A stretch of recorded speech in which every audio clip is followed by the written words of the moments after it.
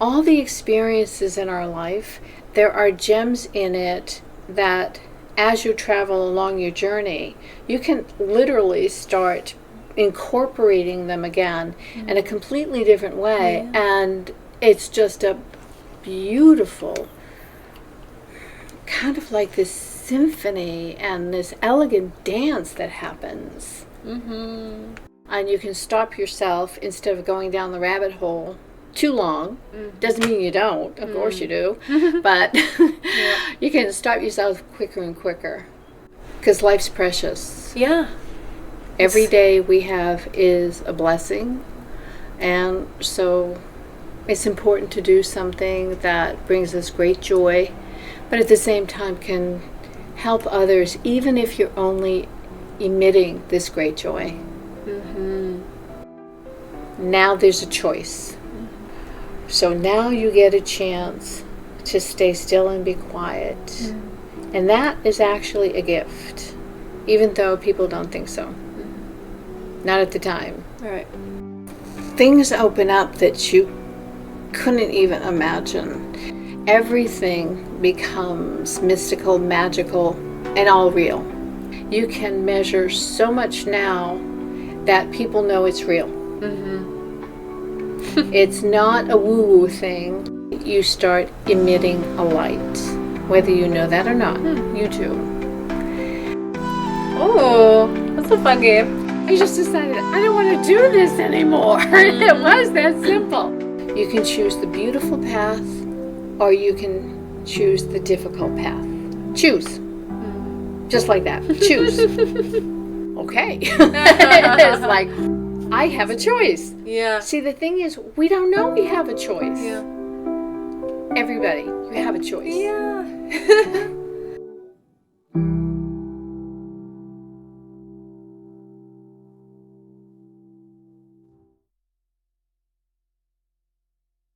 Do you want to do some breathing or anything? Let's just do the breath one away. Okay, so it's best to turn around and just close your eyes so you have less sensory input. Okay, we're going to inhale through the nose, about a 4 count. And if you can control it to come into the belly, that's where you want the air to go. It's kind of actually in the dantian area. You're going to hold it just for a brief moment. And as you exhale, you're going to double the length of the inhale. So if you did an inhale count of 4, you're going to exhale on a count of 8. But you let everything go to Mother Earth, and you let everything soften. Okay, good. Okay, so let's take closing eyes. Very first thing I want you to do is just breathe. And in breathing, I want you to start to feel where the air comes into your body and where it leaves your body. I want you to be able to hear your breath as it comes in. Feel the body expand. And just exhale. Feel your body where it starts to contract. And if you can hear what that sounds like as well.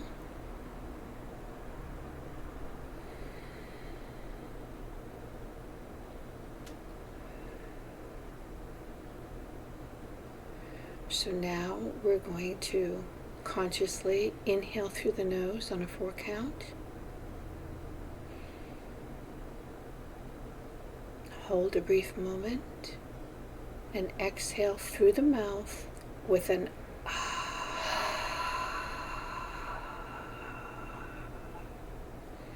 letting it all drip down to Mother Earth. Let your shoulders soften.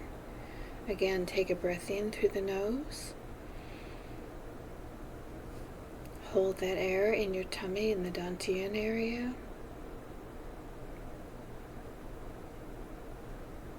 And exhale gently, double the count with an Let everything, every care, every worry just drip off of you, giving that to Mother Earth. One more time, take a breath in through the nose.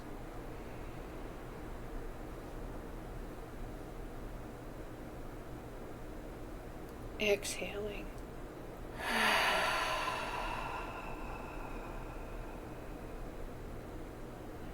Now I'm going to switch it up a little. We're going to take an inhale for Mother Earth. Inhale up from the center of the earth, up through the feet, through the legs, into your tummy, the dantian, and hold a moment. And exhale, I want you to send that air straight up through the solar plexus, behind the heart, through your throat, behind the eyes, right out the top of the crown into the cosmos. Inhale from above, everything that is there, the beautiful abundance, unconditional love, prosperity, health. Inhaling, bringing it in from the cosmos, this gorgeous, white, vibrant, loving light. Bring it down through the brain, behind the eyes, the throat, the heart, your solar plexus. Hold it for a moment. Exhale, release it down to Mother Earth.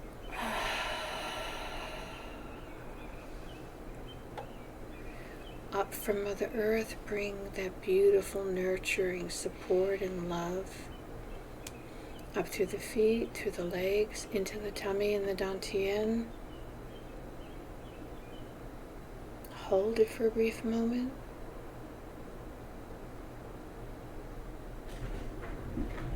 Exhale, sending it straight up through the solar plexus, the heart, the throat, the eyes, the brain, and out back to the cosmos. Stay up there for a moment. Take a breath in while you're completely free. Become all that beautiful light. Inhaling, staying up there. Exhale, release out there, stretching through the cosmos as far as you can imagine. Now, inhale, bringing that magnificent, beautiful, loving light down through the brain, behind the eyes, the throat, into the heart, and hold it at the heart for a moment.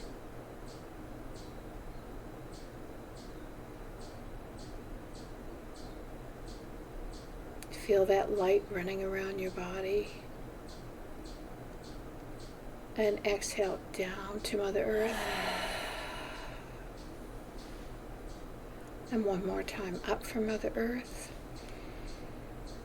Through the feet, the legs, into the dantian. And just allow yourself to release in every direction. And come back to a normal breath.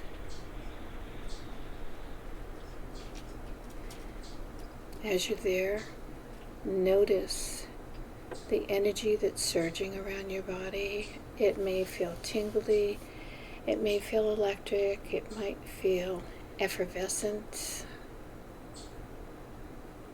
When you feel it, you'll start to feel that smile from your heart be expressed on your face, giving thanks for this moment, for the divine energy that nourishes us, supports us, revitalizes us, infinite possibilities, and we are part of that. And release. And relax, and open your eyes when you're ready. Wow.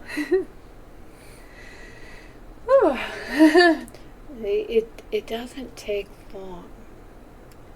It's all about the connection.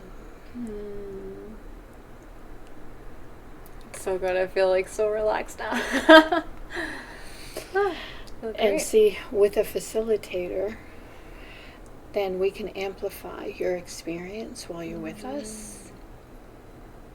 So now that you have those sensations, it's going to be easier for you to go back and revisit them each time quicker and quicker.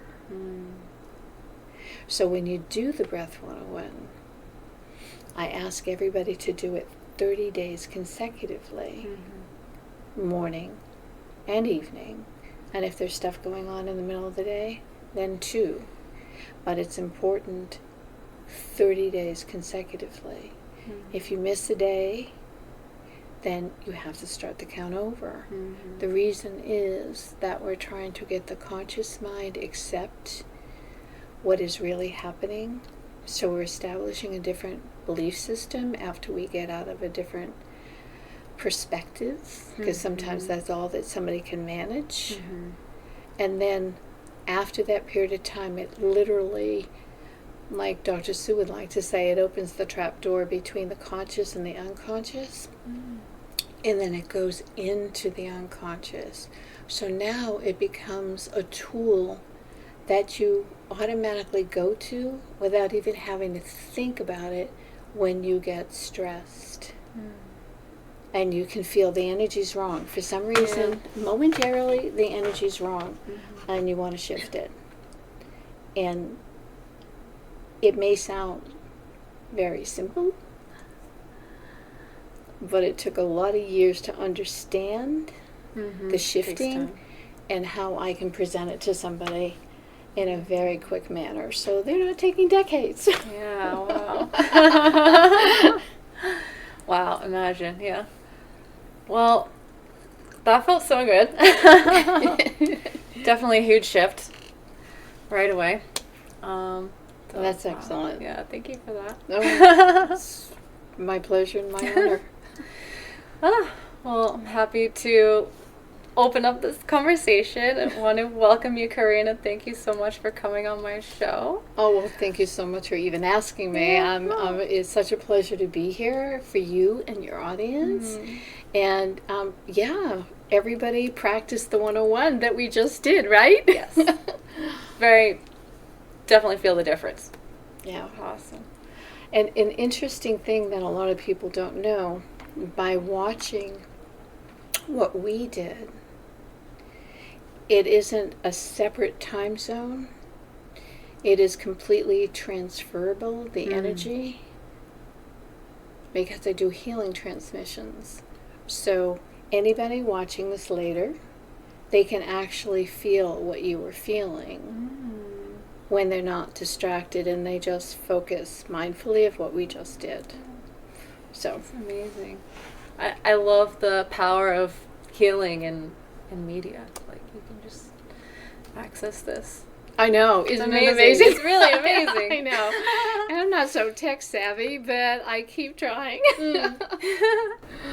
Yeah, so I want to introduce you. So this is Karina. She's a seasoned alternative holistic health practitioner trained in both fitness and ancient spiritual energy healing arts for over 3 decades. Honorary doctorate in spiritual science, bioenergetics. Did I say that right? Yes. Energetics. You're a Reiki master teacher. She specializes in guiding individuals to uncover the root causes of their immediate overwhelm and barriers, seeking immediate transformation through a deep connection to divine energy. Her expertise lies in shifting perspectives, uncovering and reshaping behaviors, empowering clients to navigate through chaos and confusion to achieve crystal clear vision, and facilitating alignment to help individuals achieve their goals and dreams. Her mission is to empower others to live dynamic and fulfilling lives. So, well, that was a beautiful introduction. Thank you. Well, yeah, I mean, and I was very drawn to you. I saw that you had just come out with this book too, which is beautiful and very exciting for you. Congratulations on that. Thank you. Yeah, and I just read through it, and it was very eye-opening, and I feel like, so my idea of it, or my interpretation of it, was that it was a huge accumulation of knowledge packed into this simplified instruction manual, basically, on how to manifest the life more in alignment with your true purpose from source. That's kind of what I got from it. And there was a lot of I other love things. that. Thank you very much. Yeah, I mean, you got the gist of what it's about. Absolutely. And the thing that is very special about Let's Be Clear is that my intention was actually only to write a manual for my program that I was teaching at the time. But Spirit told me something different. Spirit said that, no, you're going to write a book. And that's what you're going to do, because they can reach more people than I would ever get to meet, whoever come into the classes, the presentations, the workshops, all the stuff that I do. And so I said, okay. I always listen to Spirit. I mean, this has been a lifelong journey anyway. And so we literally wrote this. Well, when Spirit said that to me, right, then Hay House started to do a workshop, a writer's workshop. I didn't see the word a book writer's workshop, and I had already signed up for it, right? And I'm going, book? I don't want to write a book. What are they talking about? I just want to learn how to write so people can understand something so esoteric into practicality. Because in Sufi is science with practicality. So unless you apply what you know, why are we here? Right? Exactly. We're here, honestly, to make a difference. Even if it is really just singularly living this beautiful, fulfilling life, we shine the light. That alone. You don't have to have a big cause or anything like that. It isn't that simple, because we get bombarded with stuff, right? Right. So Spirit turned around, and after the 4-day workshop, because I couldn't back out, and I wanted to back out, I go, okay, no, it's okay, stay here, you were put here. The very next day, June 25th, I started to write the book in my composition notebook, pen to paper, and finished it July 13th. Wow. The whole book. Wow. And ended up getting it published within 3 months after that. Wow. It's unheard of. Yeah. The only reason why is that Spirit was my co-pilot. Wasn't all me. And sometimes I go through this book just to kind of rehash a little bit, and I go, oh my gosh, I really wrote that? It's like, wow, this is really cool. Yeah. Wow. Oh my God, that must feel really awesome. It does. It does. Because there is a story behind me writing a book. Did you want to hear it? I would love to hear it. Yeah. With my grandfather, I was 5 years old, and he had passed. And he had passed in the big house, the big family house in Dorchester. And I was 5, and my cousin and my sister were 6. And we felt my grandfather after he passed. And we started to see him around the house. To the point where we did this little experiment. We felt him in the bedroom. That old house, you know how you have the keyholes? Yeah. Okay, so we looked through the keyhole. And my cousin first looked, and she didn't say a word, and her face was white. So my sister looked, she didn't say a word, and her face was white. And I thought they were just trying to scare me. They were always, picking on me. I was the younger one. Yeah. So I looked through the keyhole, and my grandfather was actually ready to turn the knob of the door. Wow. Needless to say, we all freaked out, screamed, went running down the stairs, and I don't know why, but we jumped up on the kitchen table and broke it. Oh, no. I mean, why the kitchen table? I don't know. That was the highest ground, I guess. Oh, my gosh. For us. That's funny. And so, of course, we got in a lot of trouble from the adults. We tried to tell them what happened. They didn't believe us. Okay, so then the 3 of us got back together and said, look, this is Grandpa. He's not going to hurt us. So he's here to be with us. So then we let go of that fear part, and then we started looking for him and talking to him, and he appeared so many different ways. Wow. After 2 weeks, he actually was under the lamppost outside from from the window on a landing, and I saw him, and he waved to me goodbye, and then he just dissolved. Wow. But this is what it left me.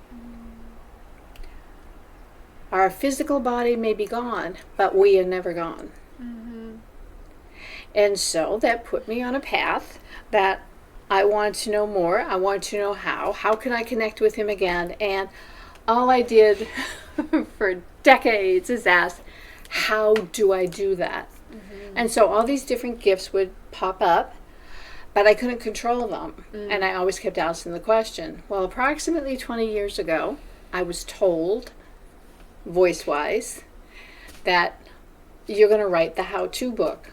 Of course, I scoffed, laughed it off, and got, there's no way on the planet because I don't write.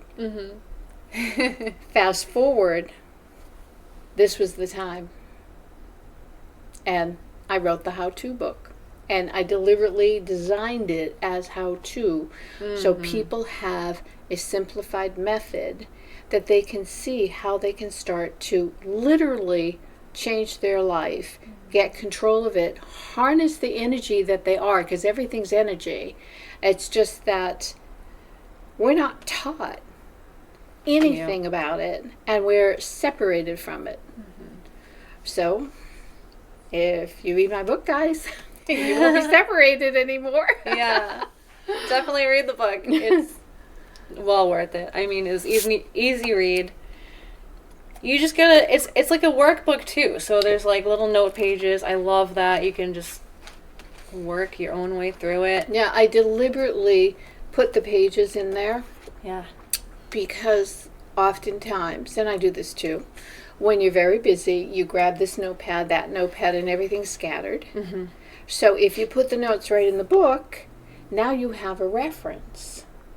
And you'll find that with each chapter, you might go back to another and say, oh, was I really solid with that? Was I really noticing? Was I really mindful? And you get to see the different notes, and it helps to solidify a foundation for you. So that's why I also put that in the book. They said not to, and I said, oh no, I am. I love it. It's so part of the book. So, yeah. Yeah. So that's the story behind the book. And all this photography, this is my photography too. Yes. And it was done deliberately that this is a quartz crystal. And I shot through the quartz crystal because we're talking about clarity, right? And so when you actually become crystal clear and you go through the portal, because it is like going through a portal, you'll see the little rainbows that are there waiting for you. And there is treasure for everyone. Oh, yeah. And so I use this as like an adventure for people to find their treasure. Yeah.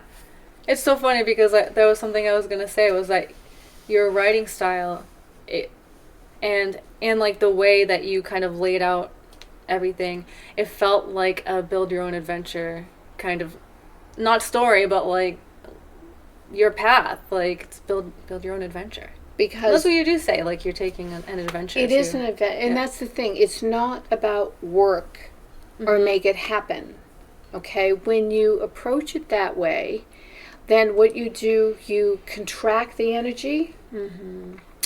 And if you can imagine grabbing a handful of sand, and the more you squeeze that, the more it runs out of your fingers.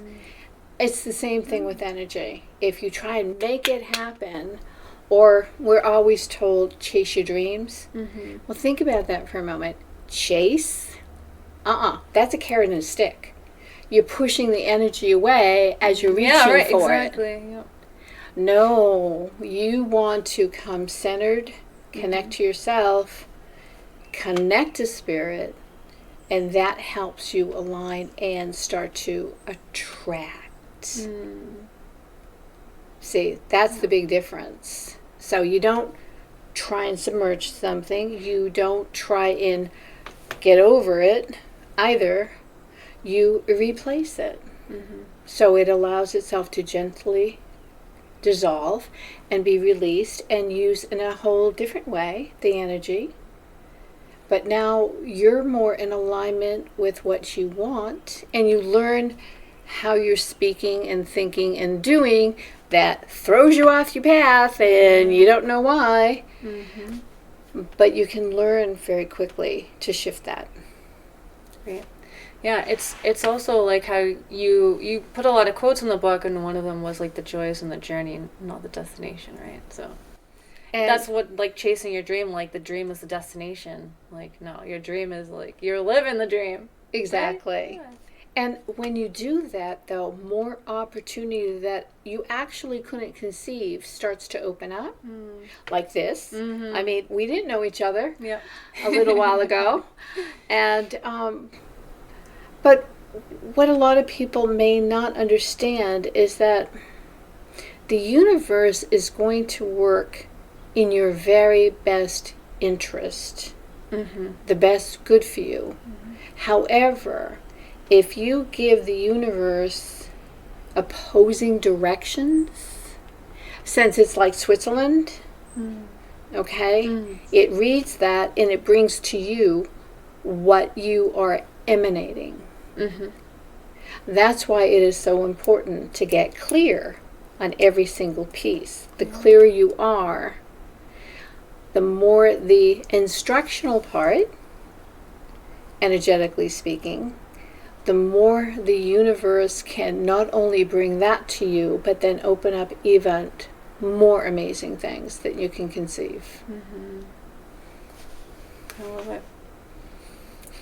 So, yeah, this it's so good. I love it. All right, let's go into the questions. We didn't really ask you a question yet.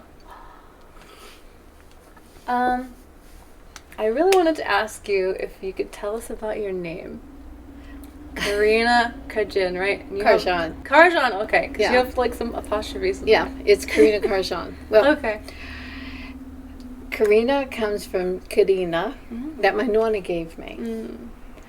However, my father, being from the Midwest, he wanted the most American version of that name. And it's Karen. Oh. It does not have the same melody. Yeah. Not at all. No. And that's okay. But when my nonna passed, I took back the name. Prior to that, though, being with GIA, which is Gemological Institute of America, right? I'm a graduate gemologist, but I'm also a certified designer. So in that world, I was working with somebody, and we needed a different type of name. So I took part of my name and part of her name, and I brought it together, and it came out to be Carj'an. Oh.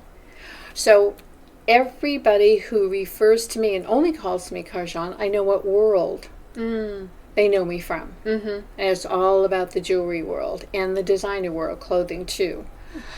So I go, okay, so what am I doing with this book? Once it was all kind of done, it's like, wait a minute, I am both, and it does stand out. It does. Yeah. And so, it's about branding too that they try and teach you. Plus the Carj'an C that I have as part of my logo, which isn't my writing on this book. In fact, I don't think it is on this one. It's actually me. I was in a sculpture, and that's my body. Oh. That creates the C. I think is it on a business or a pen that you gave me? Yeah. Yeah. Yep. It's Cool. there. Oh. So that's where Karina Carj'an came from. Wow. Okay. So people know me as Karina. Some people know me as Carj'an. Just family people know me as Karen, which I don't really go by, but legally still do. And yeah, I love it. Okay. So it's like a cool pen name. it is. It love is a great name. In fact, by the end of this year, I'll do an LLC for Karina Carj'an. Awesome. And I'm developing, in all the courses that I've been doing, I'm putting together kind of like a curriculum in phases, but everybody's kind of in a different stage, but there's still a phase where you can pick and choose, of course. So that getting extrapolated, what does that end up being? A university.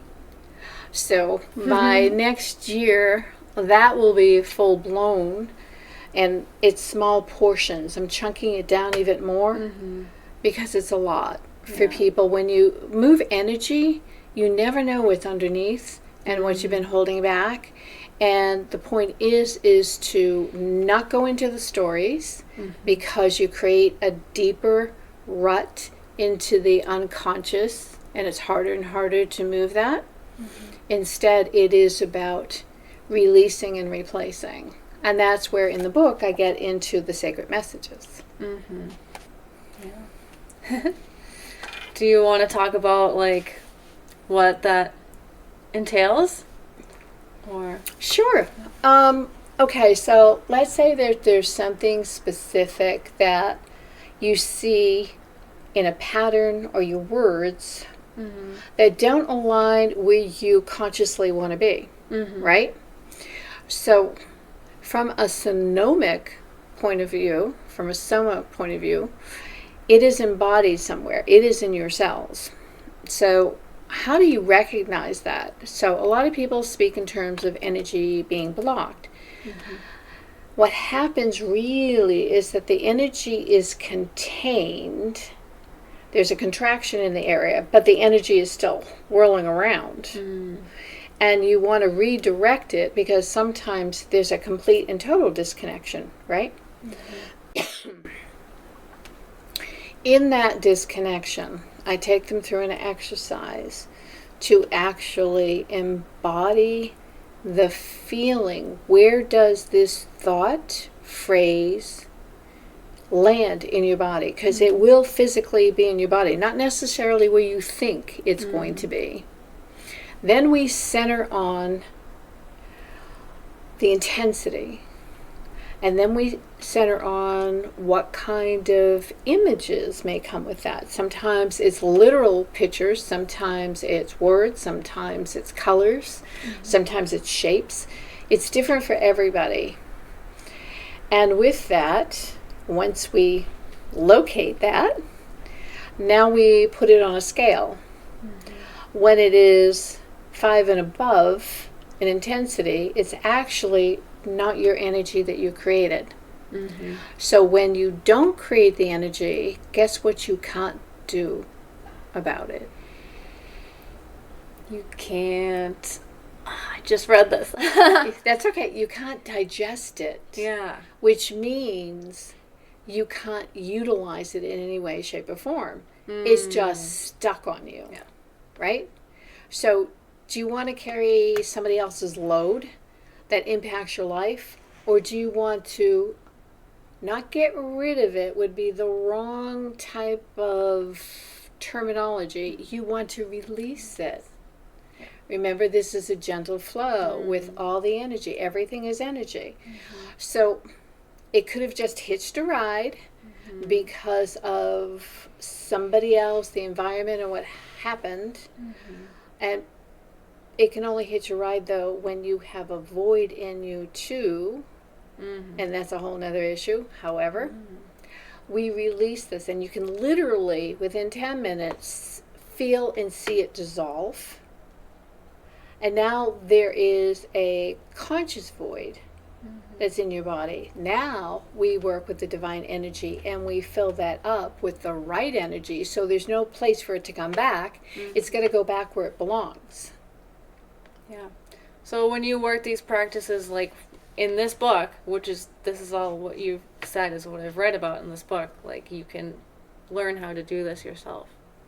You can learn. Yeah. If you do these practices, like you can... And you can come to free workshops too and learn more. I mean, because everybody's at a different place, stage, movement for themselves. And I'm just here to help. Some people, the book is more than fine. Other people like to come into a live workshop. Yeah. I can see how that would be a lot. It's more helpful. Yeah. It's really helpful.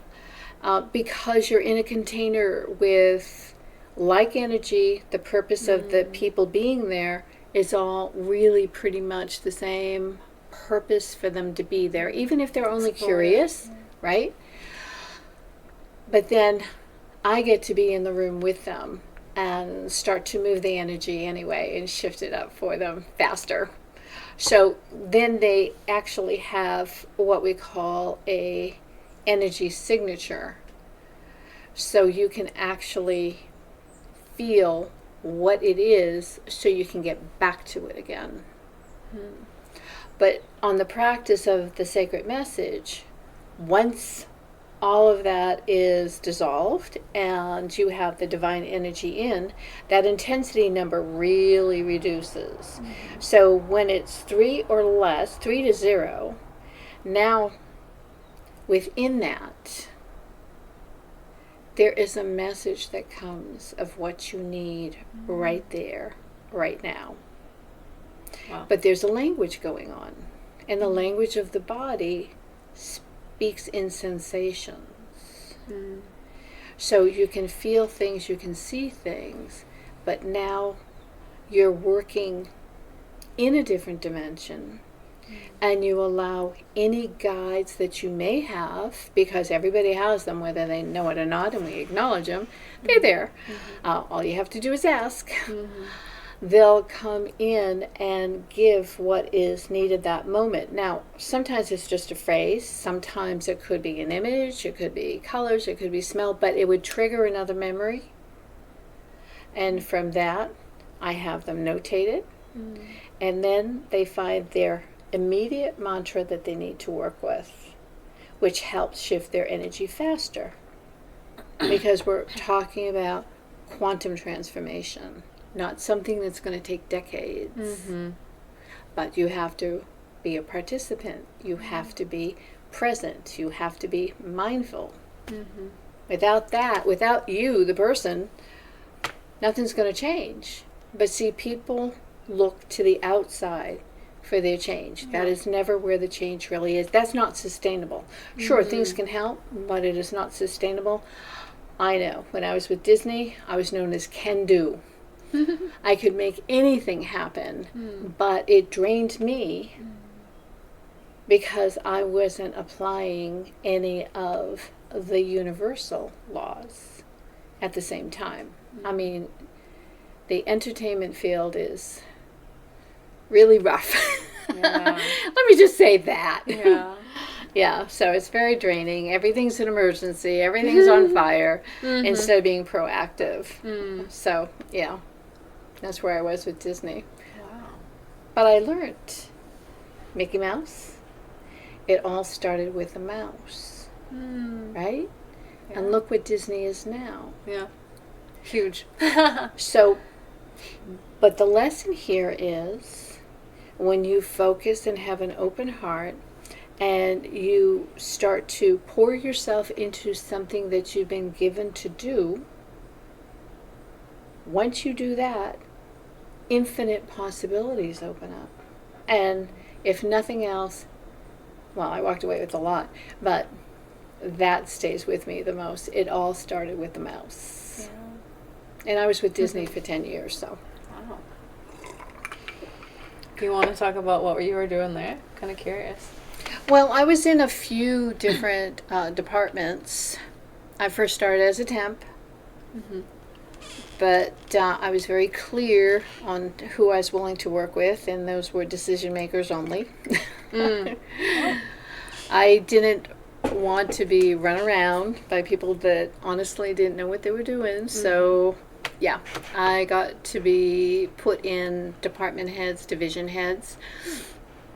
And I happened to be in feature animation, just temping on a simple job.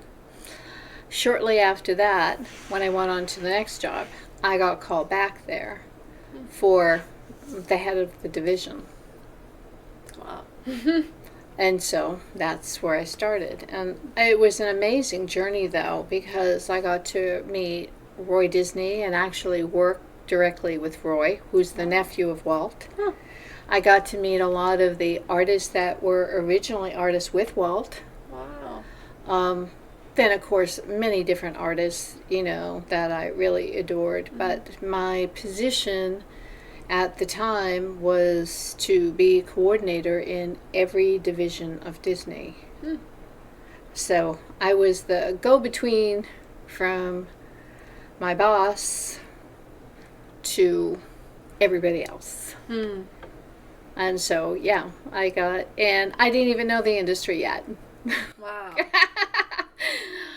So it was really fantastic. And even when Beauty and the Beast came out, I was there with the wrap party, and so I got to have an amazing, amazing hard work. Trust me, I put in hours till like 3 a.m. and stuff like that over there.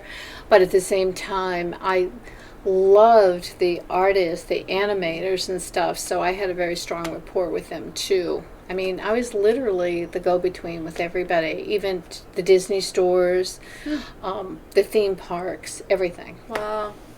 This was like a unique experience and very, very cool. And I draw on it now. You kind of forget what the experiences that we have, but honestly, all the experiences in our life, there are gems in it that as you travel along your journey, you can literally start incorporating them again in a completely different way. And it's just a beautiful, kind of like this symphony and this elegant dance that happens. And so I just love it. Yeah, I love the way you talk about it. It's like that's exactly what it is.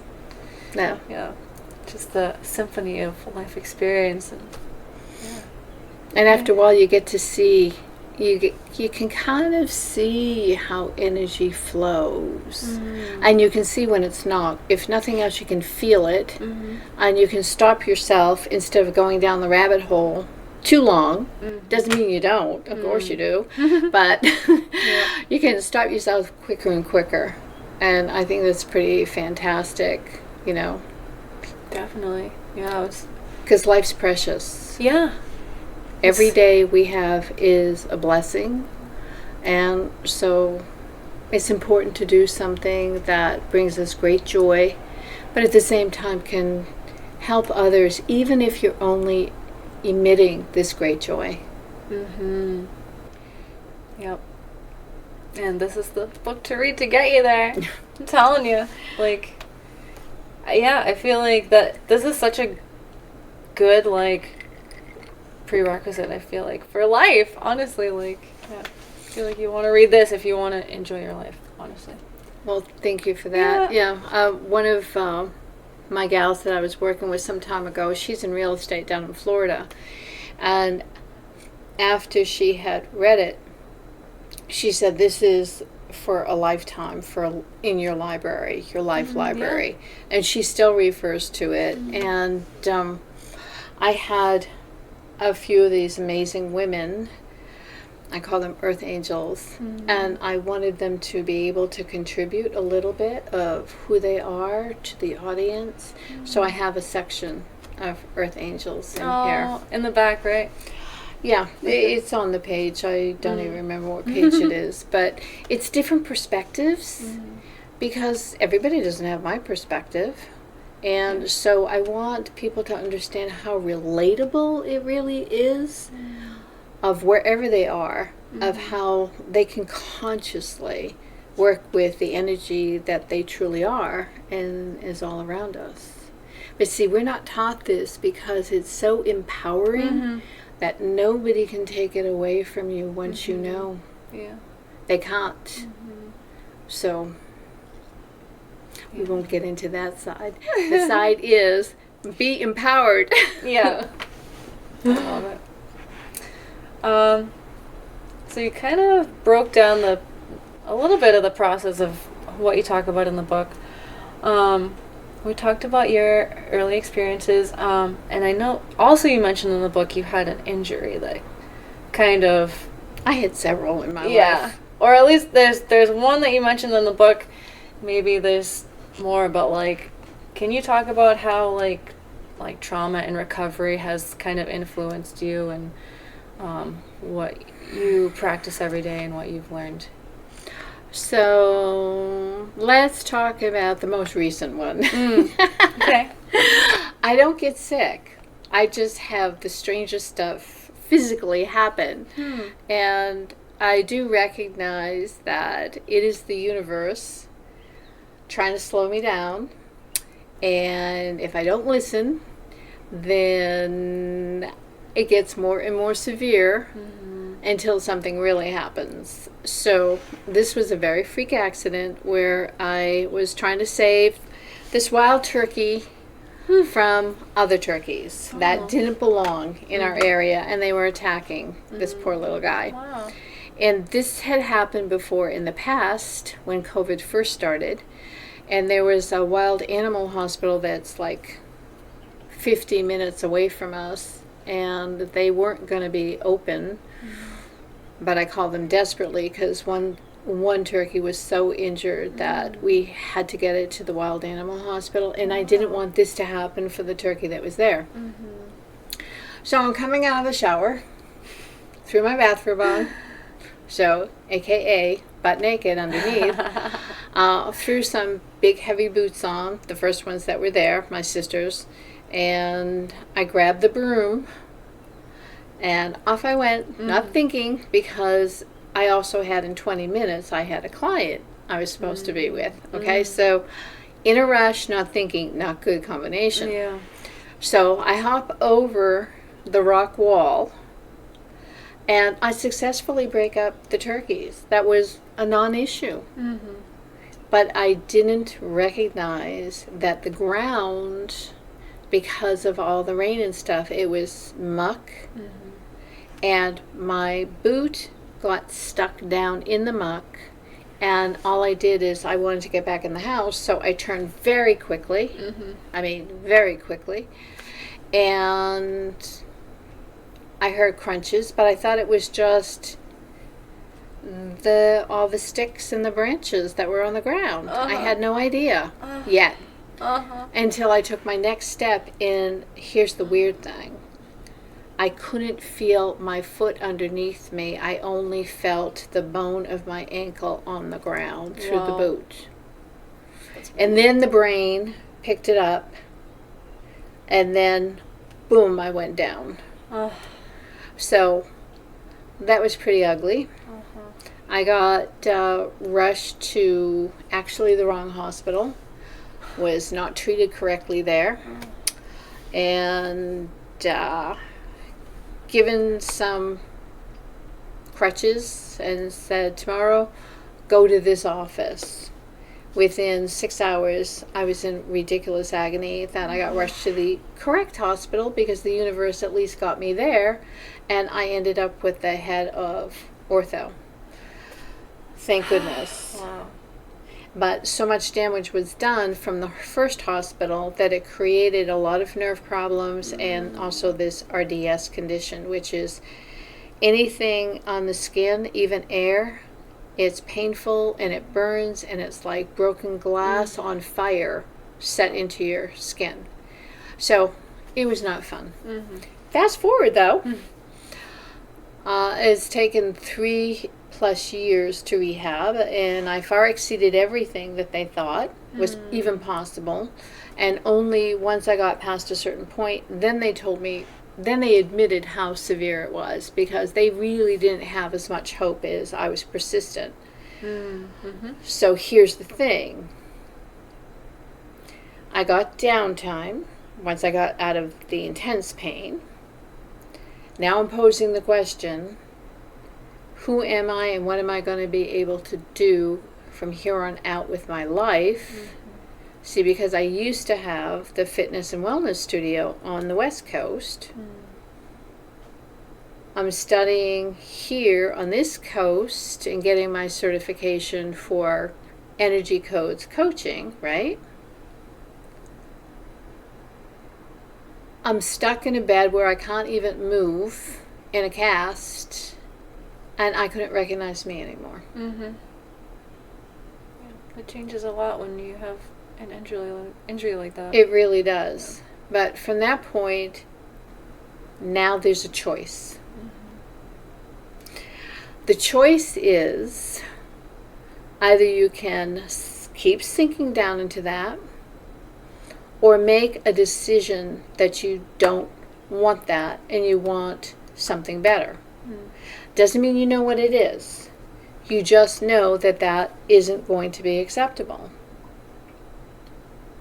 And because of my training, that's precisely where I was. Okay, so I had this time where I couldn't take care of the family the way I was with both of my aging parents.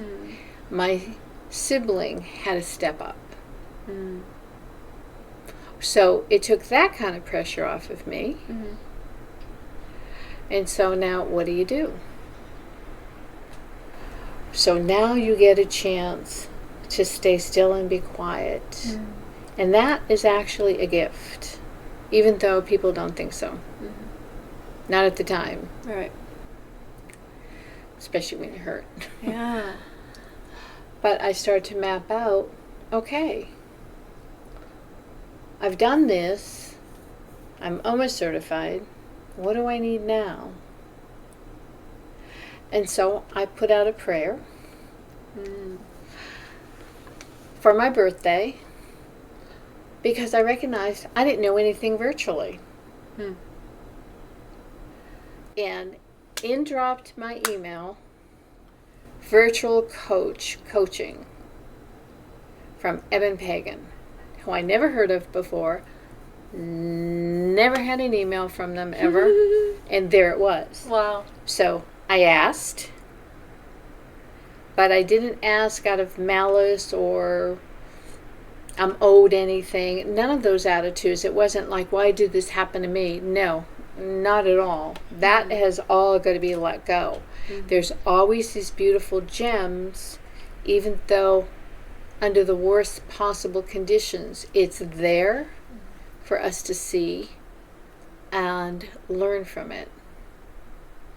So I was able to get online and go through a workshop. I don't even remember how long it was. And they were absolutely the right people, the right time, and my call was answered.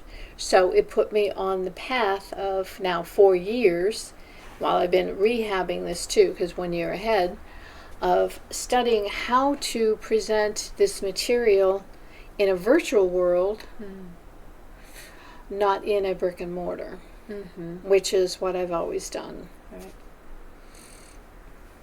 So how do you deal with the trauma? You make a choice. You understand it's not fair. There's a lot of things that aren't fair. But where is the little gold nugget? Search for it. Really search for it, because it's always there. And that's where you put your focus on. That's where you put your attention on. Not the other side. It's not that you avoid and ignore and don't acknowledge. You do, but you also make the decision it's not going to guide you. It's not going to control you. You want something better for your life. And miracles happen. They really do. Yeah. Absolutely. Wow. So that's where we are with that. That's awesome. So that's a miracle, just the recovery and everything, and what you got out of it. It's a miracle I even have a foot. Yeah. Number one. Number two, a working foot. And now I don't need the wheelchair, the cane, any of that. But I still want one more level. And that one more level is to be able to go horseback riding, dancing, and hiking again. And it's going to take a little bit of time, but here's the thing. You have to do the work. If you want change, you've got to change. Yeah. Love it. So... I hope that answered your question fully. Yes. Yeah, that was a great answer. This is like a long question I wrote down. When a person is doing this work, following all these practices in their daily lives, how do you recommend they keep up with their positive and empowered inner narrative when they're surrounded by the same old family members, same old coworkers, friends, who expect them to be the same person they've always known, and might be a little resistant to the changes they see in the one who is doing this work. Okay, first off, they're not usually a little resistant. They're kind of a lot resistant. Okay. Just let's put that out there right here. Okay, so Be real. and the reason is that as your energy shifts, their energy is non-relating to you. Mm-hmm.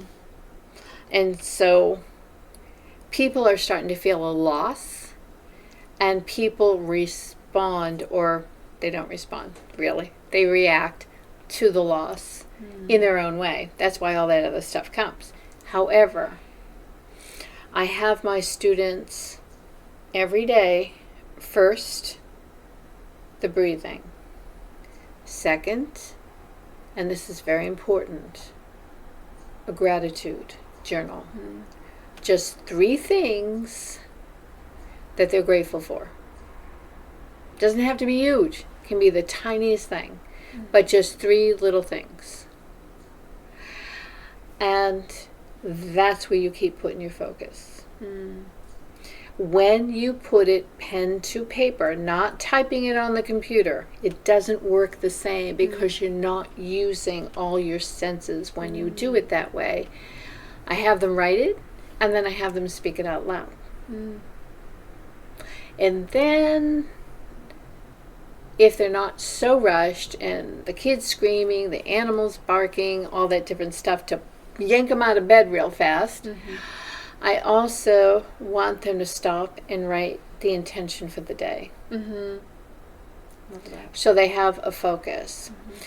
So, do people often go back to the gratitude journal? Not really, but when something starts to go sideways or they feel pulled, they absolutely do. Now, again, however, this is creating disciplines, positive habits that end up becoming your go-to because it's in your unconscious now. But you've got to be repetitive and consistent with it. So again, I ask them 30 days consecutively. And then if they just want to go back and read it once a week, or if they skip a day or two, guess what? It's still in their mind, and they still feel it and speak it first thing in the morning. Or when they don't and they feel themselves being pulled by the rest, then they actually know what to do to shake it off. But it's where you put your focus, your attention, your channeled energy is what you start to bring. So I have a saying, clarity rules. It is the thing that dictates how the law of attraction shows up in your life, how clear you are. So the more you can put your focus under harsh things, and hey, everybody has hard times that you don't do it for a while, and then you realize, wait a minute, I can rescue myself out of it. But no, it is common, honestly, that this happens. So it's switching your perspective after a while. Definitely. Yeah. And the perspective is actually not holding any animosity to the people, which isn't the easiest. I get that. I've been tested many a time. However, it is releasing everything without malice. And then trying to gently just send love to them. Not conversation. You don't even have conversation with the people that don't understand this, because they're going to be naysayers and try and stop everything. Because they want their energy to survive just as is. But you're shifting. And if you want to keep reawakening, I don't look at things in terms of higher and lower, other than frequencies. In Sufi, it's more about expansion and contraction to reawaken, because there's no judgment in that. When you hear higher or lower, you automatically put some form of a judgment to it, whether you recognize it or not. And so the goal is to not be in that. Awesome. But it takes practice. Yeah. It really For sure. does. Consistency. And that's where the language tracking also happens. That's in the book. You get to put what is unsupportive, and you get to change your words, which means you get to change your thinking, which means you get to change your patterns, and then you get to change your belief system as you are continually supporting and empowering yourself more and more. And then everything about your unconscious, subconscious, and conscious self is supporting They're all in harmony. yourself on your path. Yeah. They're all in harmony. alignment. And that's really what we want. You know, people talk in terms of balance. Oh, is everything balanced? That's really a misconcept. Yeah. Because we're not like a seesaw, you know, perfectly balanced. I do have an image where I have different boulders, different sizes, all different weights, balancing each other, but you're right in the center. Everything will take different percentages of energy. But in that, that's what brings the wholeness back. Yeah. And that's why connection to yourself first is where you actually put your energy. And the more you bring it, what I call home, then the more your bigger self can come in and rejuvenate, because this is temporary. Our physical bodies are animated, they're temporary. It's an expression of our spiritual being. But we squeeze our spiritual being into these little bodies. So there's a lot of disconnection going on, a lot of lost memory.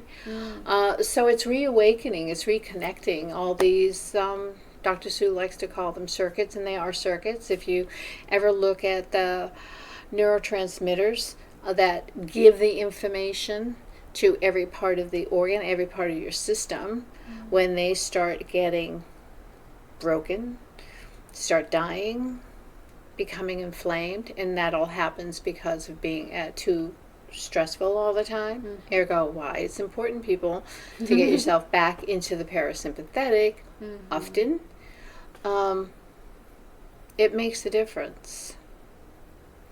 So it's more in harmony, like an orchestra. I like that. Yeah, you don't strive for perfection, because it's not going to happen. Right. Perfectly imperfect, right? I think That's right. One of your chapters, actually. All right. So, for someone who's just bipping along, you mentioned that it's easy to become jaded.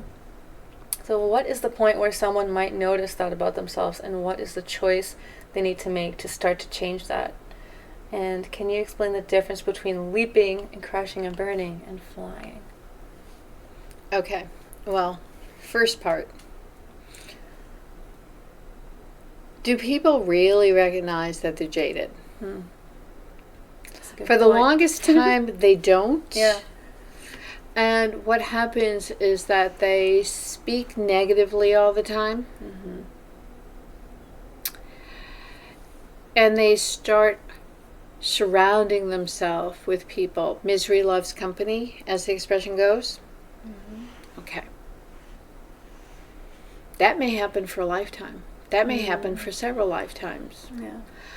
But when somebody all of a sudden can hear themselves like they're another person talking, and they don't like how it sounds, or they don't like the expressions on their face, or they start seeing themselves actually age quicker. Trust me, anything negative energy, you will age a lot quicker. These type of things, or they get fly off the handle easy enough. When people are ready to make the change, then they start to notice little things they don't like about themselves. They may never say it to anybody else. They may not be fully honest with themselves, but they do know they don't want that anymore. It's not working for them.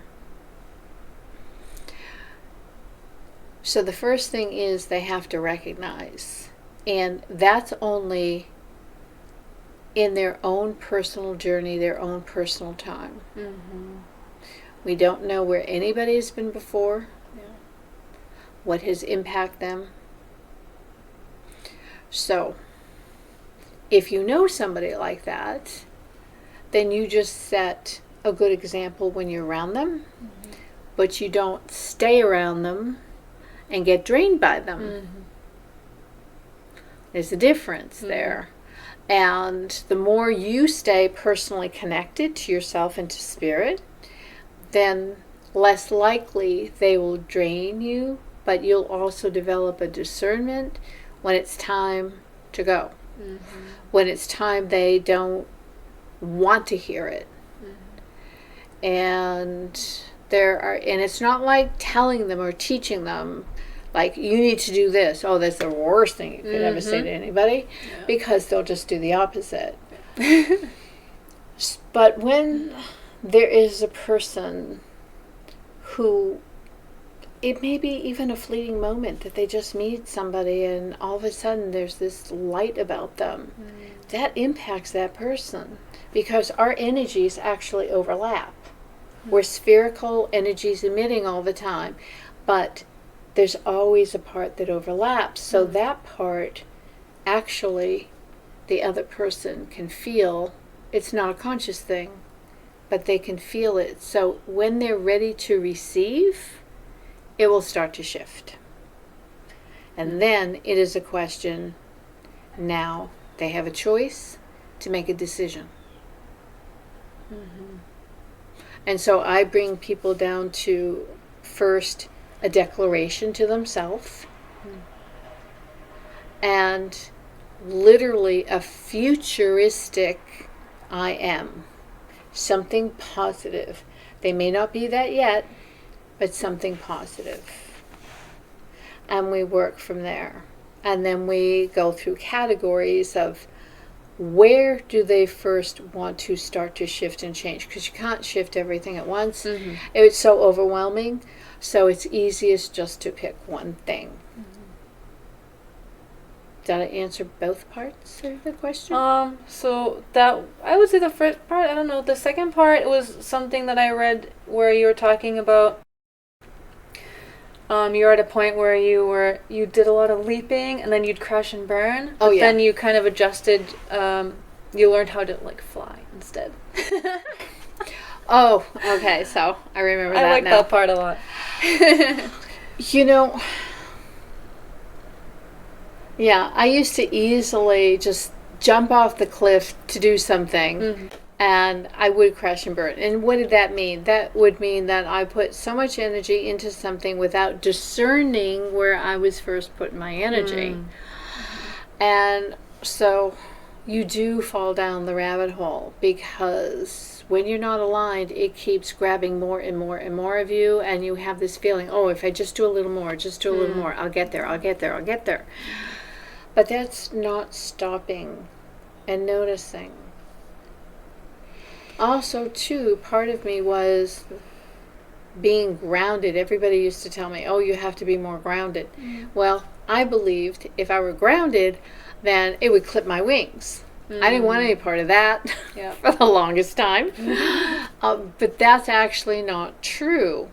Because we're in this earthly body, we need to be grounded to Mother Earth as our anchor. And the more we are grounded, it's not holding us back, it's giving us this amazing stability and support and foundation that allows us to soar higher. That's important. It's very important. So I just recognized I crashed and burned so many times that it's going, I just decided I don't want to do this anymore. It was that simple. It's like, no, thank you. I'm done with this. There's got to be an easier way. And at some point in time, thank you very much. No problem. At some point in time, at Sufi camp, which I went to every year for decades in New Mexico, up in the Manzano Mountains, we had a day off. The day off was on Tuesday. And so one Tuesday, we went up to Mount Air, which was an old railroad town. You blink and there's nothing there. I mean, this is like the Old West type look, the saloon, the little things. Yeah, oh my God. But they had a restaurant there. And I brought a couple of the people with me from camp. And we were at the window enjoying our luncheon, whatever it was. It was absolutely amazingly delicious. You'd be surprised what kind of chefs go into places like that. It's just hysterical. And we could get to see the chef way in the back because it was an open kitchen window, right? So at some point when luncheon being served, that part was over and everybody was eating and enjoying, the chef came out and started going to table, right? Just talking to people. And then he came up to me. And he stood there, and I could feel his energy. I could feel his energy as he was walking through the room. And he invited me to a ceremonial sweat lodge. He was Apache. Huh. He was a medicine man. Wow. And he said that I could invite 3 people. It wasn't necessarily the ones that were at the table to join us, and he had part of his tribe with him. It was friggin' amazing. I bet. Okay? I have never had, and I've gone to a lot of ceremonial sweat lodges since Lakota, a lot of Lakota. But that entire summer, every day off, I was there. And we built the lodges from the ground every single time. That was part of the ceremony. Wow. Yeah, it was pretty amazing. Anyway, all these amazing things opened up whatsoever. Oh, jeez. One day I'll go into that. Yeah. White buffalo and everything. Ooh. Okay. But he did say something then. He said, you Apaches have a belief. You can choose the beautiful path or you can choose the difficult path. Choose. Just like that. Choose. Okay. It's like, okay. Wow. So that's what helped shift it all. Wow. I have a choice. Yeah. See, the thing is, we don't know we have a choice. Yeah. Everybody, you have a choice. Yeah. Wow, that sounds like a really awesome experience. I want to go there. It sounds what? Like an awesome experience. It is. It really is. I mean, there Go was a there. lot of different things going on. From workshop at the Sufi camp versus my encounters whenever we went out on day off. Always something exciting would happen. So it got to the point where everybody wanted to come with me because things always happened. Wow. Yeah, it was really great. That's I got to be total magic when I'm there. Same thing when I go to the Hawaiian Islands with the kahunas. Same thing. Wow. Because then I'm just really all me. I'm just Yeah. I'm just in the state of beingness. And that takes a long time to understand what that means. See, in Sufi, the way we're taught, nothing's with words. Everything is following the Sufi master, and we're moving energy the whole time. He may give us instructions, and then that's it. We just follow whatever he does. With that, things open up that you couldn't even imagine. I mean, could you imagine being a leaf and feeling the photosynthesis happening through the leaf? I mean, you're completely connected when you're in that energy. Yeah. Everything becomes mystical, magical, and all real. Yeah. Amazing. So, yeah, it's amazing. Adnan, though, did pass a couple of Aprils ago. I still connect with him, still get guided with him. Aww. when he was present on Earth, somebody asked him, Adnan, when you pass from this lifetime, what will you do? He said, do workshop. And he still does. Wow. Yeah. That's awesome. So anybody could connect with him, theoretically, right? Yeah. That's cool. I love that. I love magic. I don't know. I feel like life is magic. Like this reality. I feel like Well, it is. We create this reality. Yeah. We are divine creators, but we're not taught that. We lost the memory of that. And so when you're able to embrace that again, it becomes a lot more fun. No matter what happens. Good, bad, or indifferent. You see the good in the bad and the good in the good. I mean, really, that's the way it boils down to. Like it's all good. And the thing that I do love, science, traditional science, is catching up with being able to measure in it. You can measure the energy coming off an individual. You can measure the energy of the brain as it's working. You can pick it up in frequencies and hertz. You can measure so much now that people know it's real. It's not a woo-woo thing, even though they try and still keep it out there. It's not. It's the intangible becoming tangible. And so I start people, my students, and in the workshops, that they get to actually feel energy, so they know it's real. And so what they're working with is not an idea. Yeah. I want to get into more of like what you do in your workshops. I just had a question that came to me when you were talking about like the feeling people's energy and stuff. So I was wondering like say I'm in like the coffee shop and I'm near someone and like I can feel their energy. What if like, for instance, like I wanted to like make them feel something from my energy field without saying anything? Like if I wanted to like project a kind of feeling. What Towards feeling? them, like any feeling, like a not any welcoming feeling, or like no, it has to be for. First off, you can project anything if you really want to. However, it is best to project something that still would be in the highest and best for both you and the other person. So if you're talking about that... Yes. Nothing bad. Like... Okay. And are you talking about attracting someone? Maybe. Yeah, something that's what I thought. That's what I thought. Okay. So, here's the thing. You might be first attracted to the energy, but if you're not sure why you're attracted to the energy, maybe first off, it isn't an energy you should be attracted to. Oh. Okay.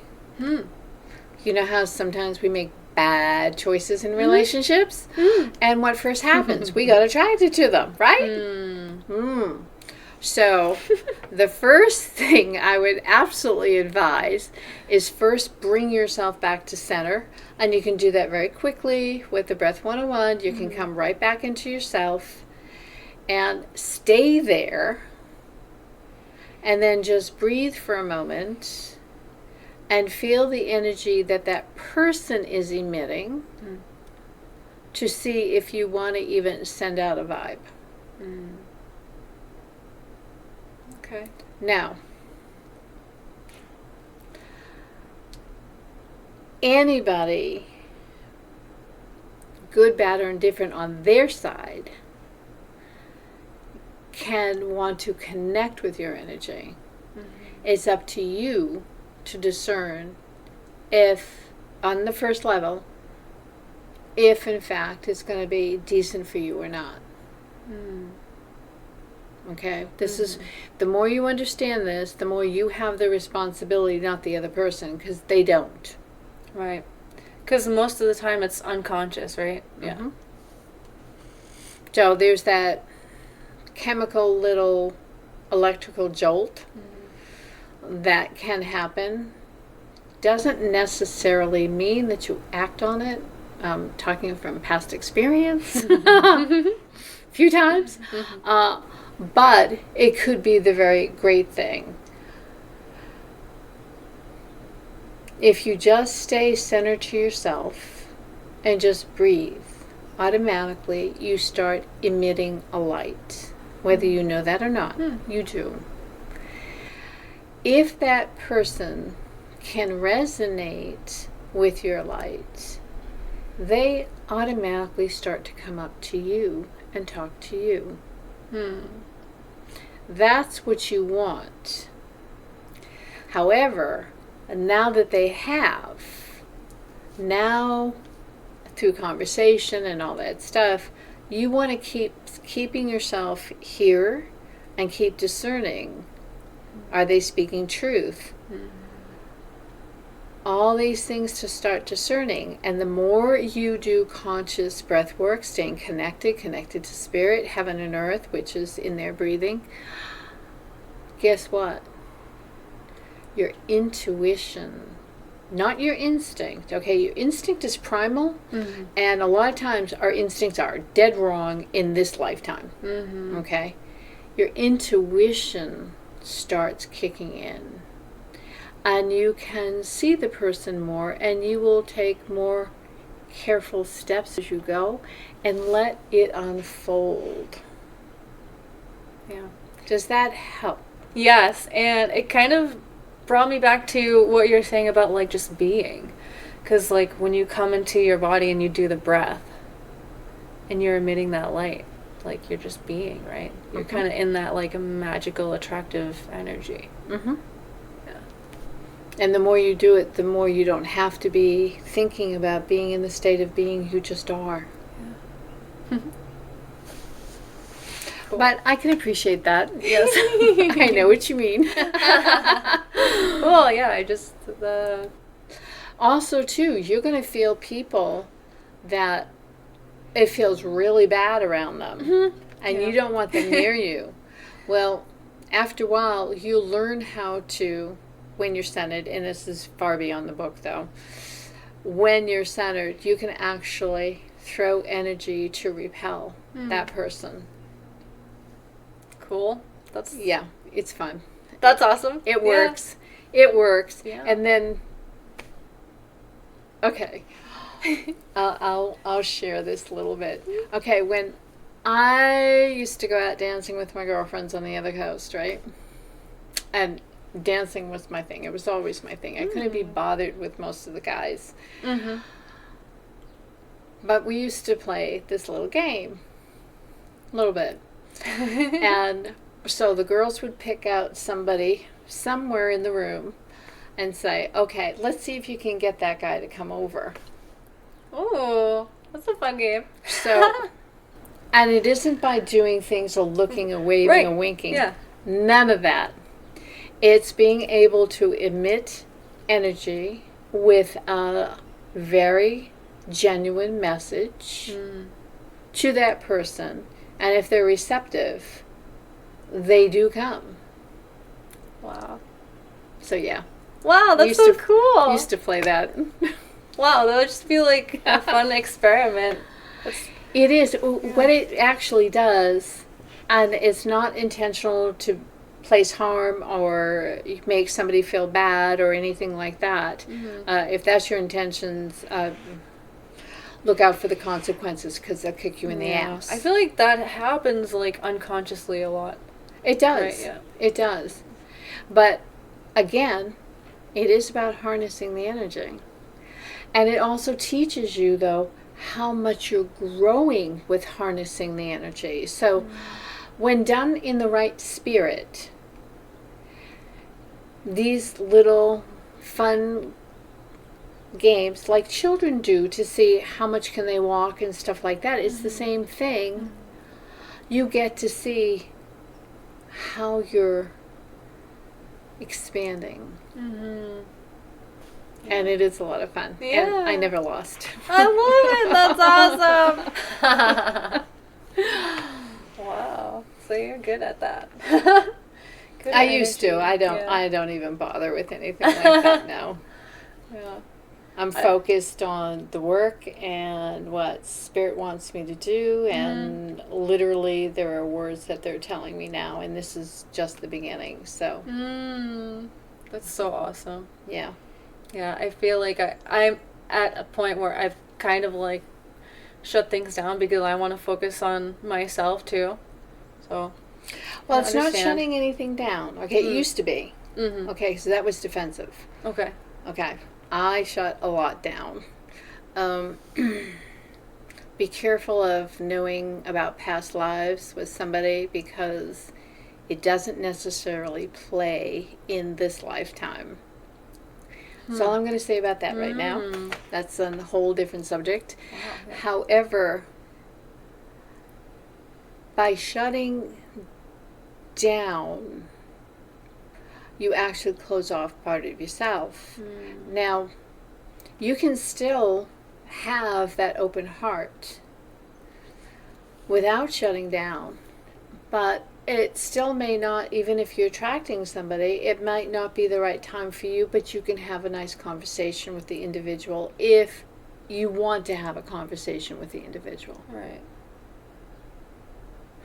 And as you focus more on yourself, literally, the right person in time will show themselves. Because I heard this crazy analogy on Buffy the Vampire Slayer. Okay, I love Buffy. Yeah, I know, I love Buffy. I can't help it. And she referred herself as to cookie dough. And so she's not finished baking. She's not the cookie yet. Oh. So, and I love that analogy though, because it's true. We're all at different points of our journey, and sometimes the timing just doesn't work out because we're not at the stages yet where we can actually harmonize. So, moral of the story, don't force anything. Yeah. That's a really good analogy. I like that one. I just love that. Oh, Buffy. Buffy. I know. I had a cat named Buffy, actually. Well, so we want to talk about what you offer for like workshops and other things on your website. Okay. Well, about every 6 weeks, I try and do a workshop. They're free in the sense that there isn't a monetary exchange. However, I now have made a very firm decision, because of the work that I do, that there still has to be an exchange, which means they have to participate. So, being virtual, their camera must be on. They also must be in an environment that's not distracting. They must be focused and present, and they must engage. Without that, it's not good for the person. They never receive a shift. They can't because they're not even present. But it impacts everybody else in the group. And I don't care if there's only 1 or 2 people that are willing to come like that, or if it's a big room. It really has to be that way. This is what I do, and this is for them. It's not about my life. My life is fine. I'm where I need to be on a daily basis, but it's to help empower others. And so a person that doesn't participate, or they have their camera on but they're busy doing stuff, that is a huge distraction, and it impacts the other people in a negative way. So I want everybody to be generous on being present and come with the attitude and the open heart to receive. That's all I ask for. Wow. So you just do them and you invite people to come and participate. And that's your fee. Yeah, Wow. That's amazing. that's it. You're like really doing good work for the collective Thank you. conscious. Yeah. Yeah, it is about emitting more light, Mm-hmm. getting people to ignite their own light, Mm-hmm. because they automatically, in turn, help somebody else, Mm-hmm. uplift them. Mm-hmm. And this is part of what they set me on to do. Mm. But yeah, so I actually have one coming up May 30th, and it is entitled, Are You a Self-Fulfilling Prophecy? Wow. And so I do put it up on the Facebook. I will have it up on my website. I will have a little clip on YouTube, but I also send it out email. So if anybody wants to join my email list so you get notifications, I would absolutely love that. And I'm now doing, I haven't quite released it yet because I'm having tech issues, but I am putting out a newsletter. Oh. Once a month, only Nice. once a month, Yeah. just to get the highlights so people know where the blog is if they want to understand depth, because I'm breaking down more and more about dreams. Oh, awesome. And it's not interpreting dreams, it's how to manifest your dreams. Big difference. Mm-hmm. It goes into the YouTube shorts because there's little clips and there's a bigger video if they want to know more about that subject. What's going on YouTube is I have 3 different shows now. One is called, which is actually Ching's show, but we're co-hosting on this, and it's called Vibrant Health Series. So we pick different things. Last month it was Radiant Skin. This month it was the Mother's Day special, but it was all about nutrition and being healthier.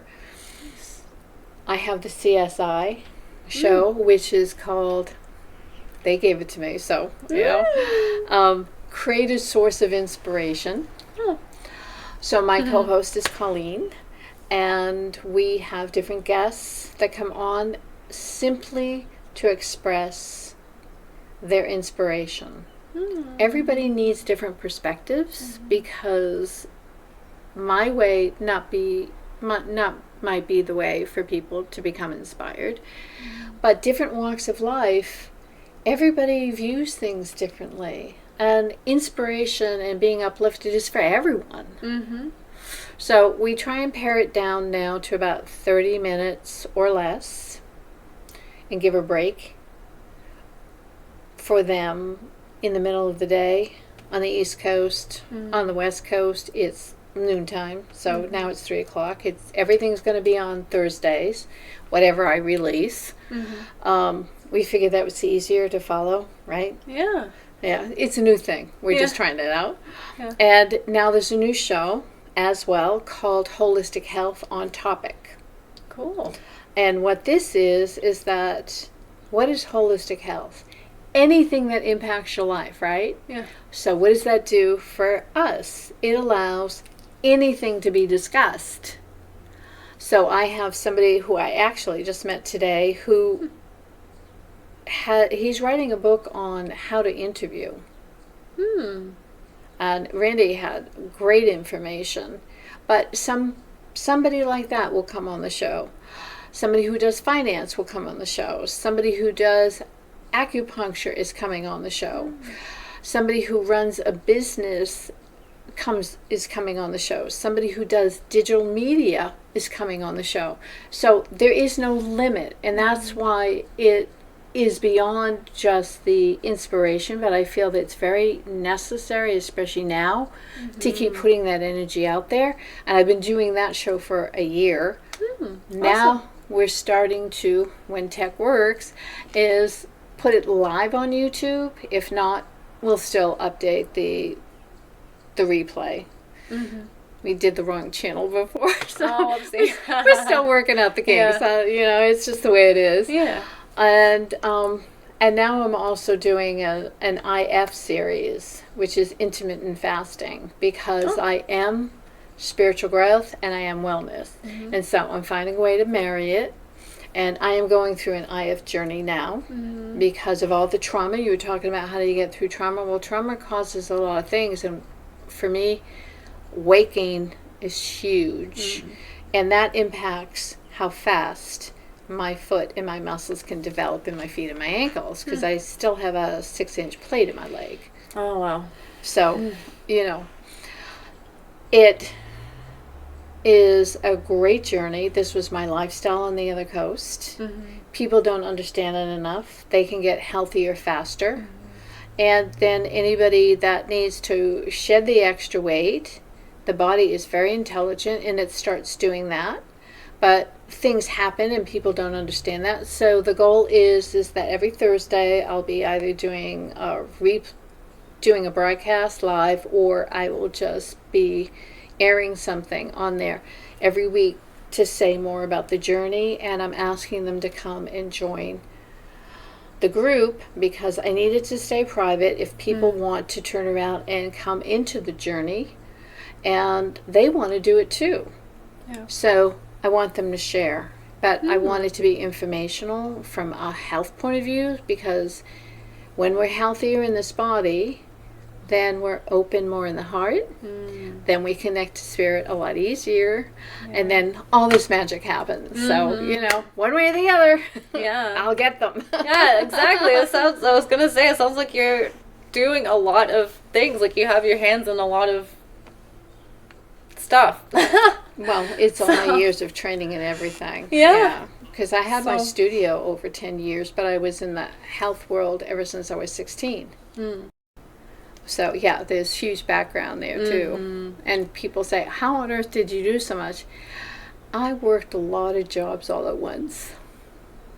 It's just my journey this lifetime. Because I'm concluding the life here this time around. And I need to really leave quite a legacy before I go travel off elsewhere. Wow. So we'll definitely put all that information in the description. I want to make sure I get all of your YouTube links and your websites and everything. I'll make sure I do that for you. Yeah. But can I also mention what I'd like to offer everybody that's watching this? Yeah. I'd love to know what you want to offer my viewers.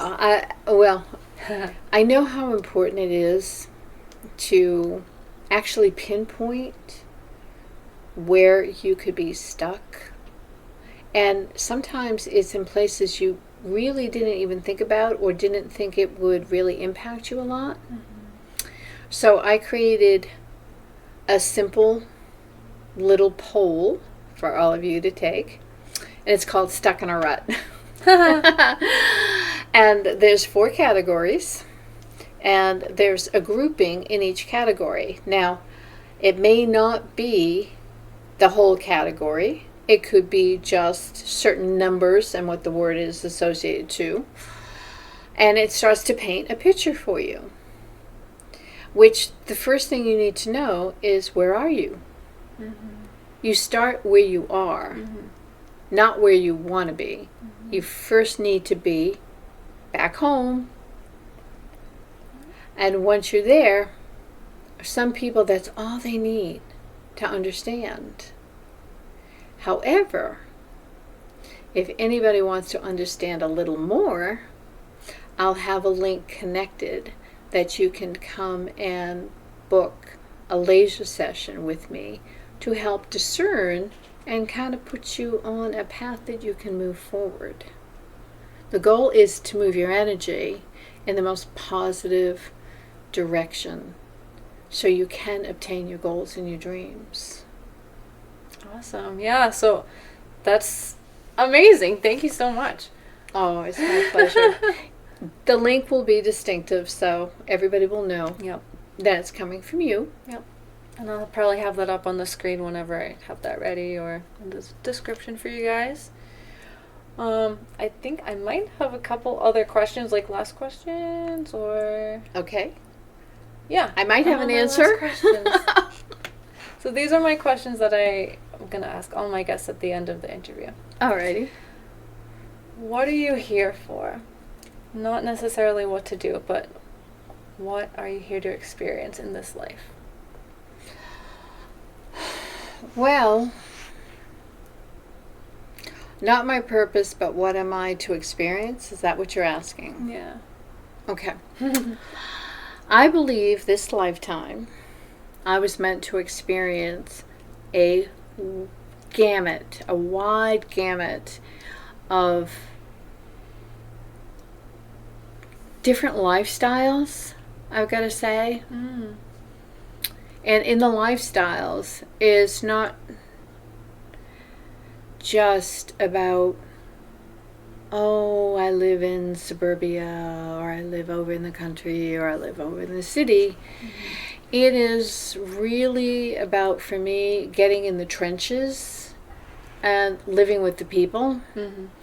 Like in New Mexico, okay, the camp I was living at was beyond rustic, let's say. Mm-hmm. And in part, I also was living in a trailer. At one point, I lived in my car. Another time, I lived on a yacht. Wow. So I have a very wide experience of different groups of people, too. People very affluential, mm-hmm. and people that virtually have nothing. And I believe this journey for me was not just to experience it for my own sake, but put me in a position where I can relate, not just being sympathetic, but being honestly empathetic for them, mm-hmm. so that I can actually reach out and help. Wow. So I've gone through some really weird stuff too, severe stuff, wow. And amazing joyous stuff. You know, I was off in Acapulco in this villa for a period of time. I was over in Italy and France and definitely in England many times, different parts. Up in Alaska with the Eskimos, selling silver with a friend. Okay? Wow.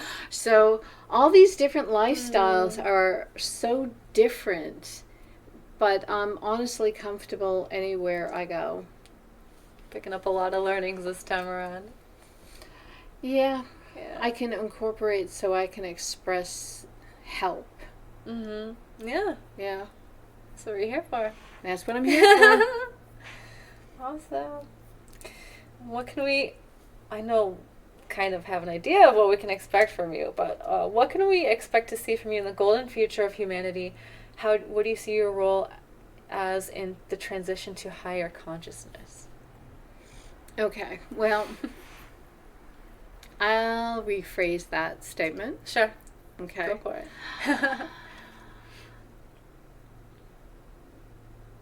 When you are embodied, your full spirit, you're already in higher consciousness. Mm-hmm. Okay? Yeah. So it isn't obtaining something in that respect. Mm-hmm. And that's because I became present and I put myself through everything. Mm-hmm. Participation. Mm-hmm. It matters.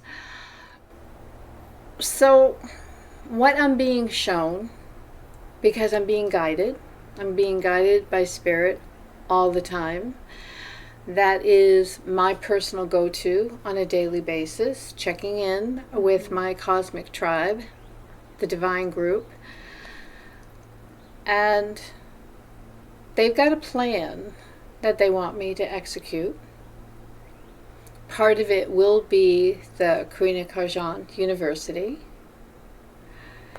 Also part of it will be, I believe it's going to be, I've seen it, so it's probably it, that I will be on bigger stages, speaking to larger groups, to people who will be willing to not only embody their own light, their own spirit, but also, I know people use the word influence, and I'm not very resonating with that word, Mm-hmm. because that's kind of like a manipulation type thing. So it's not about influencing, it's about helping guide others, impacting them in a very positive way. And some people do that naturally. When they learn something, they start sharing something. Mm-hmm. So that aspect is going to grow in volume. And then also with Hay House, who I went with a division of Hay House with this book for publication. But the main Hay House, I'll be submitting a professional proposal, and I see them accepting it at this point. I wasn't ready to do it prior because there's a big demand on you too. You have to be present the way that they need you to be present, but they actually put you out into 40,000 distribution centers around the world, which then opens up other demands on your time. So that is going to happen, but it's going to be emitting more and more light beyond just a beacon. And I am already now creating different connections that are also light workers, that there is a bigger thing underneath that I'm not ready to divulge yet. Okay. And also with the Native Americans that I work with from time to time. When it's time, they always appear. And so there's something with all of that that's going to happen. So my commitment is at least the next 15 to 20 years being here with this, if that's what's permitted and that's what they want. That's what they're showing me. So. Oh. Well, that sounds so exciting. It is. Yeah. There are a lot of challenges in all of it too, but those are the gold nuggets. And this part is the learning curve. The human equation is the learning curve, not the spiritual being. And there is a distinct separation when you actually can feel when all of you is embodied versus you're just being in the animated part of the world. Yeah. Definitely. Well, I said we're going to have your links, but is there anything else you want to mention where people can find you? Like your website and Facebook mostly, and YouTube, or? Yeah, well, they can find me, they can see what I'm doing on my website, Carj'an.com, right? Okay. And yes, there's a link that they could email me. Also on the book, I do have my email there, karina.author@gmail.com. Should you want to write me, in the subject, it is best to say where you first found me, like, I saw Kim's show. Okay. And then I'll have a point of reference that I can actually tune into the person a little bit ahead of time. Perfect. That I can actually be more helpful, hopefully, with whatever they write to me. And no, please write.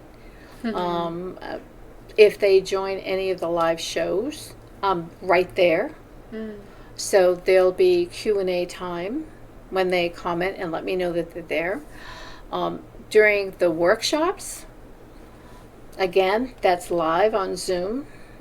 And so there will be Q&A.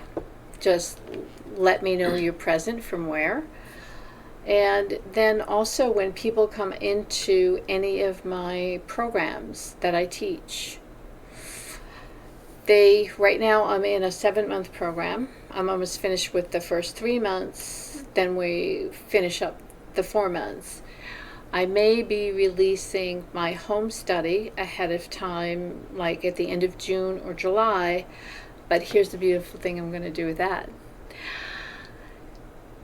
I first have one that's called Dreamscape. And Dreamscape is a 5 to 7 day course.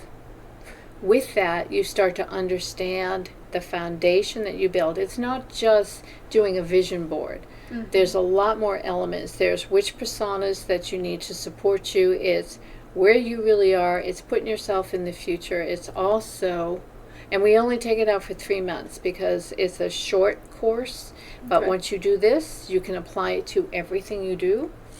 And it's making a declaration, a commitment to yourself in this. And so at the end of the 5 or 7 days, you literally have a visual done.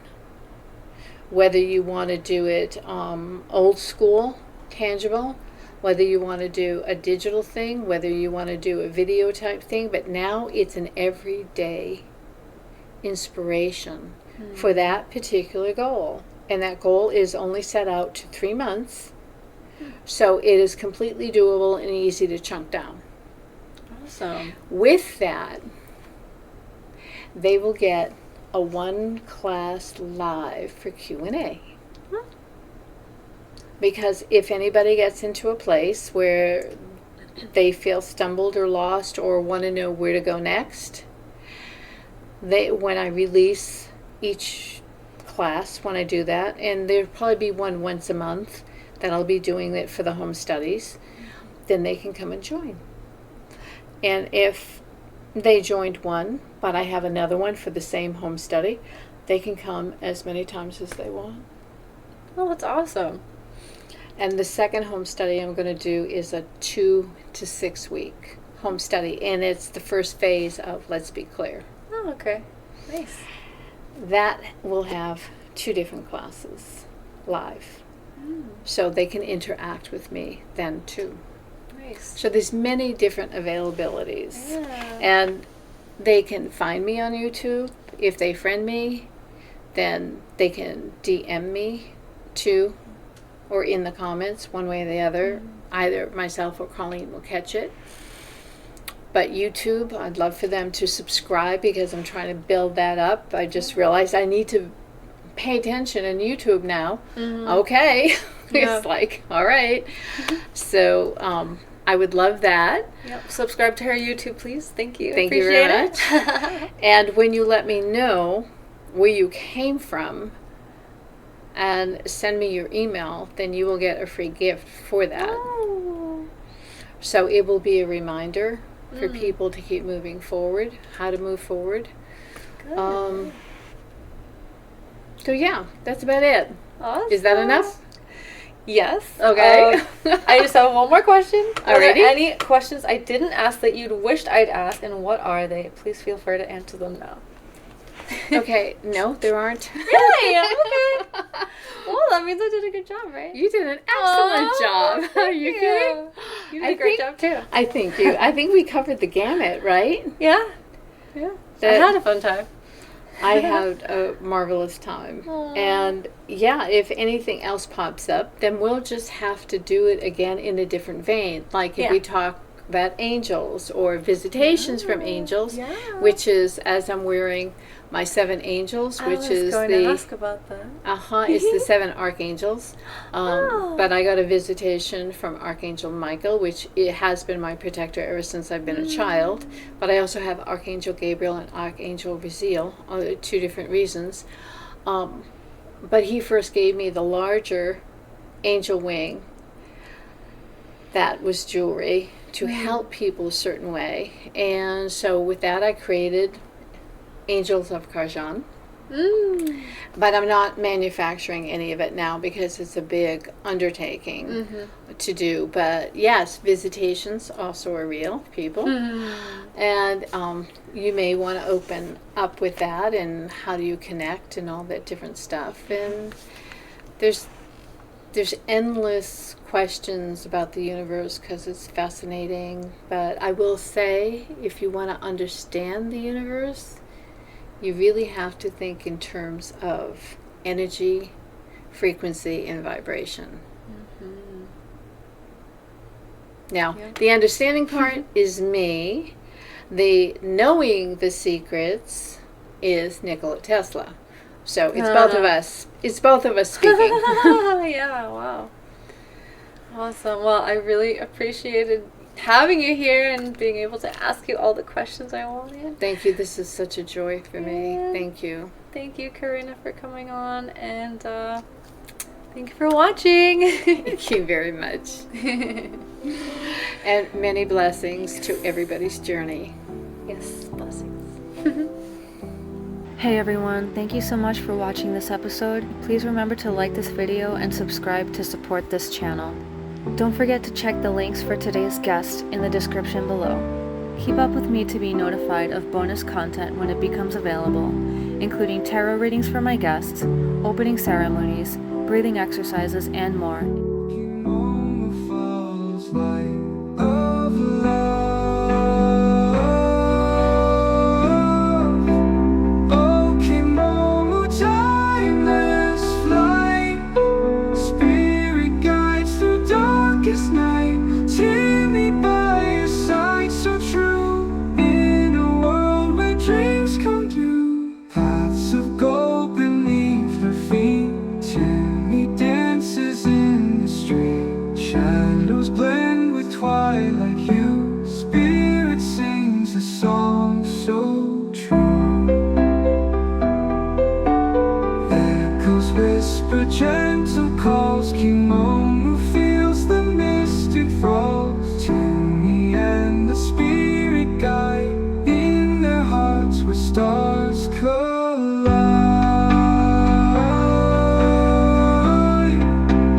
Oh, kimomu, timeless flight. Spirit guides through darkest night. Tear me by your side, so true. In a world where dreams come true.